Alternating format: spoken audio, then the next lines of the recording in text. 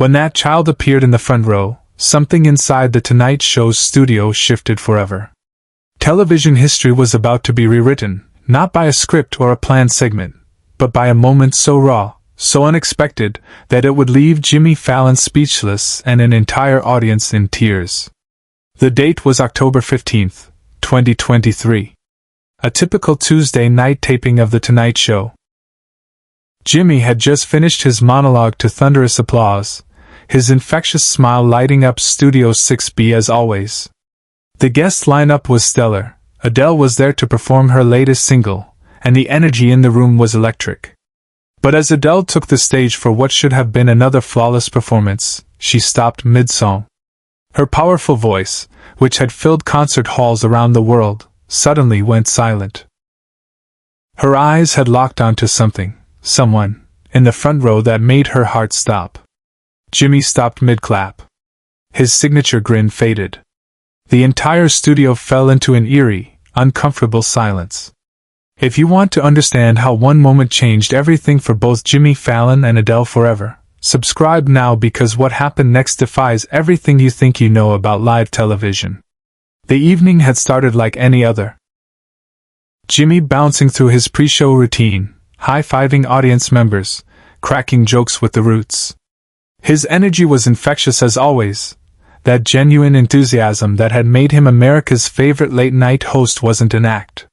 It was pure Jimmy. Adele had arrived earlier that afternoon for rehearsals. She seemed different though, more contemplative than usual. During sound check, she'd asked the production team an unusual question. "Do you ever get families in the audience? You know, kids with their parents?" The stage manager had nodded. "Sure, we get all kinds. Why do you ask?" Adele had just smiled and said, "No reason. Just wondering." What nobody knew was that Adele had been carrying a secret for months. A promise she'd made to someone who couldn't be there anymore. Someone whose memory had been haunting her dreams and driving her music to places deeper than she'd ever imagined. As the show began, Jimmy delivered his opening monologue with his typical charm. The audience was loving it, laughing at all the right moments. Everything was going according to plan. "Ladies and gentlemen," Jimmy announced with that boyish excitement that never got old. "Performing her new single from the heart, please welcome the incomparable Adele." The crowd erupted. Adele walked onto the stage, stunning in a flowing black dress, her presence commanding yet warm. She nodded to Jimmy, took her place at the piano, and began to sing. Her voice filled every corner of Studio 6B, rich, powerful, emotionally charged. The audience was mesmerized. Jimmy stood off to the side, clearly moved by the performance, occasionally wiping his eyes as Adele's voice reached those impossible high notes. But then, halfway through the second verse, something changed. Adele's voice cracked. Not from emotion, but from shock.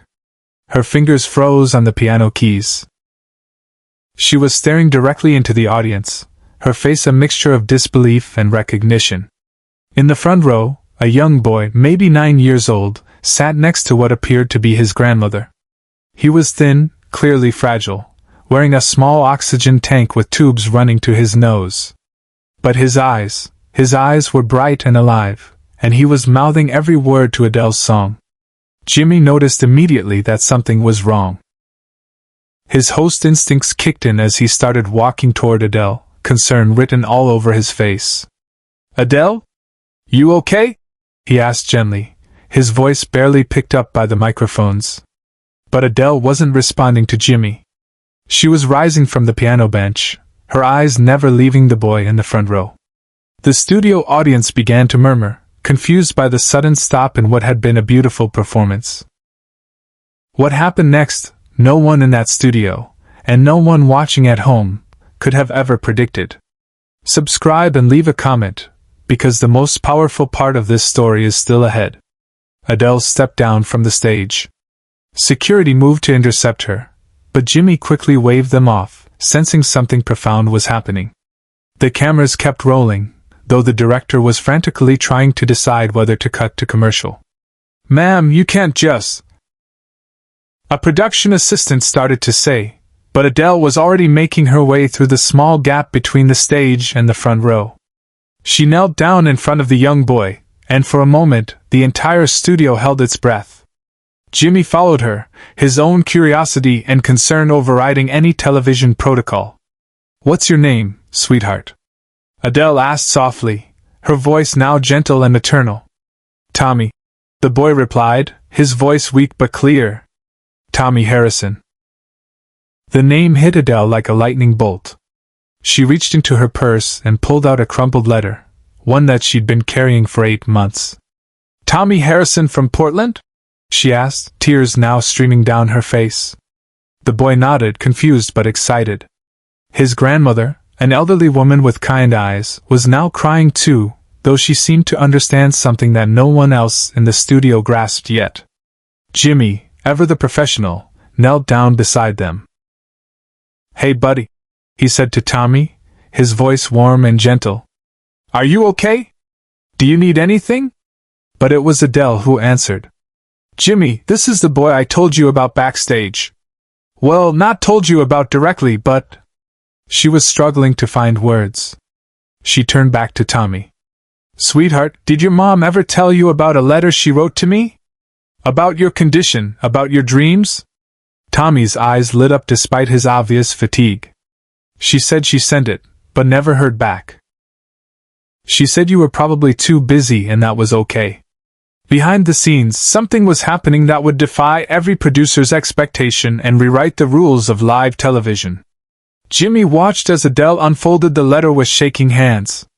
"Dear Adele," she read aloud, her voice carrying through the studio's pin-drop silence. "My son Tommy is fighting leukemia. He's 9 years old, and your music has been his strength through every treatment, every hospital stay, every night when the pain keeps him awake." The letter continued, "He knows every word to every song. When he's scared, he sings Someone Like You. When he's in pain, he hums Hello. Your voice has been his companion through the darkest moments. I know you probably get thousands of letters, but if somehow this reaches you, please know that you've already given my son the greatest gift, hope." The studio audience was now completely silent, many openly weeping. Jimmy's own eyes were filled with tears as he listened to Adele read.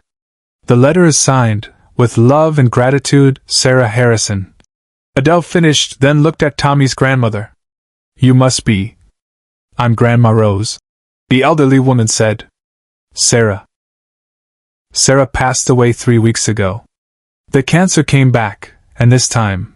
But she made Tommy promise to keep fighting, to keep singing, to maybe somehow see you perform someday." That's when Jimmy Fallon, the man who had made his career on keeping things light and fun, made a decision that no network executive would have approved. He stood up, looked directly into camera too, and said, "Ladies and gentlemen, we're going to take a little break from our regular show tonight." He loosened his tie, that symbolic gesture that would become legendary in television folklore, and sat down on the floor next to Tommy and Adele. "Tommy," Jimmy said, "what would your mom want us to do right now?" Without hesitation, Tommy answered, "She'd want me to sing with Adele." And that's exactly what they did. Right there on the floor of Studio 6B, Adele and Tommy, accompanied by Jimmy's gentle humming, sang "Someone Like You" together. Tommy's voice was thin and fragile, but it was pure and beautiful. Adele's powerful voice supported his, never overwhelming, always lifting him up. But this is the moment no one in the studio, and no one watching at home, ever saw coming. As they sang, something magical happened. The Roots, led by Questlove, began to softly accompany them. Then members of the audience began to join in. Soon, the entire studio was singing together, celebrities, audience members, crew, security guards, all united in this unrehearsed, unplanned moment of pure human connection. Jimmy, tears streaming down his face, looked up at his production team and made a gesture they'd never seen before. He pointed to his watch and mouthed the words, "Keep rolling." They were going to air this. All of it. Live television at its most raw and real. When the song ended, the silence lasted for what felt like minutes but was probably only seconds. Then, slowly, the entire studio rose to their feet in the most genuine standing ovation in Tonight Show history. Tommy, exhausted but beaming, looked up at Adele and whispered, "My mom would have loved this." Adele removed a necklace she was wearing, a simple silver chain with a musical note pendant, and gently placed it around Tommy's neck. "This was my grandmother's," she said.